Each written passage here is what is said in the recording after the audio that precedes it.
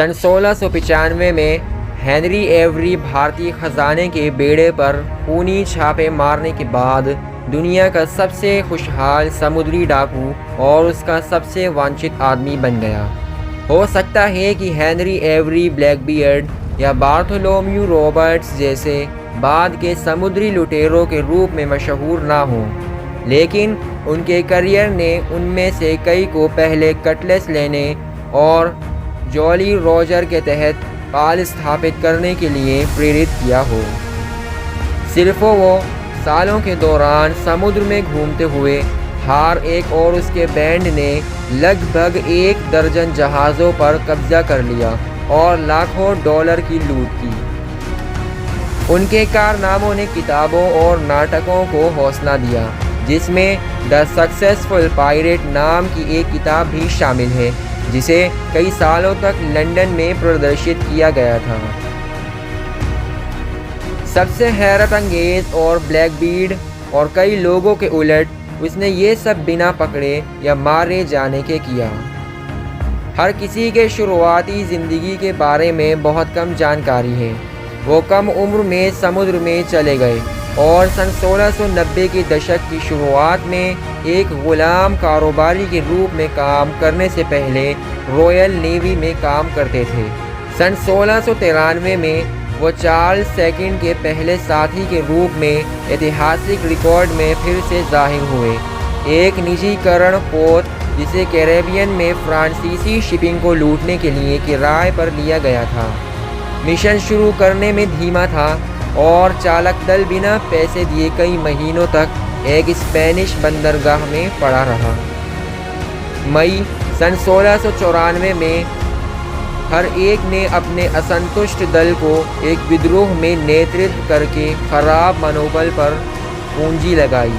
Charles second को जब्त करने पर उन्होंने समुद्री डाकू बनने के अपने इरादे का ऐलान किया और कहा, मैं अब इस जहाज़ का कप्तान हूँ। उन्होंने कथित तौर पर कहा, मैं मदागास्कर के लिए बाध्य हूँ। अपना नसीब बनाने के डिज़ाइन के साथ और सभी बहादुर साथी मेरे साथ शामिल हो गए। सभी के शुरुआती स्कोर ने उन्हें अपने दल का सम्मान दिलाया था, लेकिन उन्होंने जल्द ही एक अधिक दुर्जेय खदान पर अपनी जगहें स्थापित की। उन्हें पता चला था कि मुग़ल साम्राज्य का एक बेड़ा जल्द ही मोचा के लाल सागर बंदरगाह से सूरत, भारत के सफ़र पर रवाना होने वाला था। अपने हज से मक्का लौटने वाले मुस्लिम हाजियों को ले जाने के साथ साथ अरमदा में लूट से भरे कई व्यापारी जहाज़ और ख़ुद भारत के ग्रैंड मुग़ल के स्वामित्व वाले ख़जाने के जहाज़ भी शामिल होंगे। वो और उनके आदमी अगस्त सन 1695 में लाल सागर तक गए और मुग़ल बेड़े पर घात लगाने के लिए तैयार हुए। ये फैसला करने के लिए उनके पास ज़रूरी मारक क्षमता है। उन्होंने एमिटी सहित कई अलग अलग समुद्री डाकू जहाज़ों के साथ भागीदारी की। कुछ ही दिनों बाद समुद्री लुटेरों ने 25 जहाज़ मुग़ल काफ़िले को खुले समुद्र की ओर दौड़ते हुए देखा। उन्होंने रफ्तार बनाए रखने के लिए अपने धीमी जहाज़ों को पीछे छोड़ते हुए, जलते हुए या पीछे छोड़ते हुए तुरंत पीछा किया। अधिकांश बेड़ा फिसल गया, लेकिन फैंसी ने फत महमादी नामक एक लकड़ी के एस्कॉर्ट जहाज़ को सफलतापूर्वक नीचे गिरा दिया। एक संक्षिप्त गोलाबारी के बाद जहाज़ ने हथियार डाल दिए और लगभग 50,000 ब्रिटिश पाउंड के सोने और चांदी से मुक्त हो गया। वो और उनके आदमियों ने शिकार फिर से शुरू किया और 7 सितंबर को उनके 3 समुद्री डाकू जहाज़ों को भारतीय बेड़े में सबसे अमीर पुरस्कार के साथ पकड़ा गया। ग्रैंड मुग़ल फ्लैगशिप जंग-ए-सवाई फत मोहम्मदी के विपरीत गंज-ए-सवाई खुद का बचाव करने में काबिल थे। ये पूरे भारत में सबसे बड़ा जहाज़ था और इसमें कई दर्जन तोपें और 400 राइफलमैन का पूरक था, पूरे समुद्री डाकू बेड़े से अधिक। उसके साथियों ने एक हमले पर जुआ खेला और तुरंत एक विनाशकारी झटका लगा जब उनकी पहली तोप के गोले ने गंज-ए-सवाई के मैनमास्ट को काट दिया। उनके एक तोप के ख़राब होने पर फटने के बाद भारतीय रक्षकों में खलबली मच गई। हर कोई फैंसी को अपंग मुग़ल जहाज़ के साथ ले आया और एक बोर्डिंग पार्टी को उसके डेक पर भेज दिया। एक ख़तरनाक हाथापाई हुई, लेकिन उनके कप्तान के ज़रिए उन्हें छोड़ने के बाद भारतीय सैनिकों को वापस खदेड़ दिया गया। एक खाते के मुताबिक कायर अधिकारी ने डेक के नीचे शरण ली और ग़ुलाम लड़कियों के एक समूह को उसके स्थान पर लड़ने का आदेश दिया। नेतृत्व विहीन मुग़ल प्रतिरोध को भेजने के बाद लुटेरों ने गंज-ए-सवाई को तहस नहस कर दिया और उसके यात्रियों को बेरहमी से पीटा और मर्दों को प्रताड़ित किया गया और मार डाला गया, और महिलाओं, जिनमें ग्रैंड मुग़ल के एक बुज़ुर्ग रिश्तेदार भी शामिल थे, उनके साथ बार बार बलात्कार किया गया। भारतीय इतिहासकार खफ़ी खान ने बाद में लिखा, पूरा जहाज़ उनके नियंत्रण में आ गया और वो सारा सोना चांदी ले गए।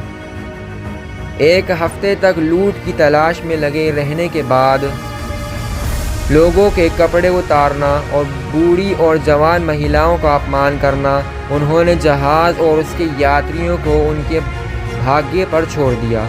कुछ महिलाओं ने मौका पाकर अपनी इज्जत बचाने के लिए खुद को समुद्र में फेंक दिया, जबकि अन्य ने चाकुओं और खंजर से आत्महत्या कर ली। खूनी गंज-ए-सवाई हमले के दौरान लिए गए सोने, चांदी और जवाहरात की कीमत 3,25,000 से लेकर 6 लाख ब्रिटिश पाउंड के बीच थी, जो आज करोड़ों के बराबर है। लूट को बांटने के बाद हर एक और उसके चालक दल ने लंगर तोड़ा और समुद्री लुटेरों के अनुकूल बहामास के लिए एक रास्ता दिया।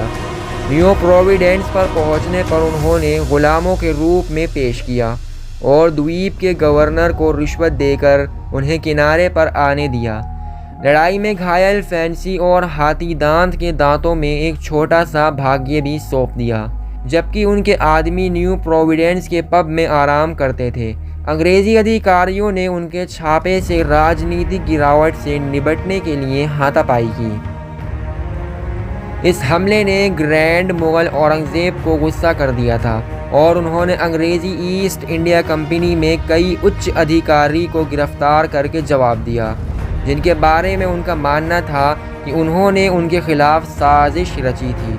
अपने कीमती व्यापार समझौतों को ख़त्म करने के डर से कंपनी ने मुग़लों को उनकी चोरी के लिए मुआवजा दिया और समुद्री लुटेरों को न्याय दिलाने की कसम खाई। ईस्ट इंडिया कंपनी और रॉयल नेवी के जहाज़ जल्द ही फैंसी की तलाश में समुद्रों को खंगाल रहे थे और हर किसी के सिर पर एक बड़ा इनाम रखा गया था। इसे जमा करने का मौका किसी को नहीं मिला, लेकिन विशाल बहुमत यूरोप और अमेरिकी उपनिवेशों में भाग गया। सालों बाद एक और कहानी सामने आई, जिसमें दावा किया गया कि हर कोई बसने के लिए अपने मूल इंग्लैंड लौट आया था, सिर्फ करप्ट व्यापारियों के ज़रिए उसके भाग्य से बाहर निकलने के लिए। उसके मुताबिक तथाकथित समुद्री डाकुओं का राजा गरीब और गुमनाम मर गया, उतने लायक नहीं था जितना कि उसे एक ताबूत ख़रीदना होगा। दोस्तों, अगर आपको हमारी ये वीडियो पसंद आई हो तो वीडियो को लाइक करें, शेयर करें और हमारे चैनल फैक्ट नॉलेज वर्ल्ड को सब्सक्राइब करें, ताकि हमारी न्यू वीडियोज़ का नोटिफिकेशन आपको टाइम पर मिल सके। मिलते हैं एक और न्यू वीडियो में, तब तक के लिए बाय।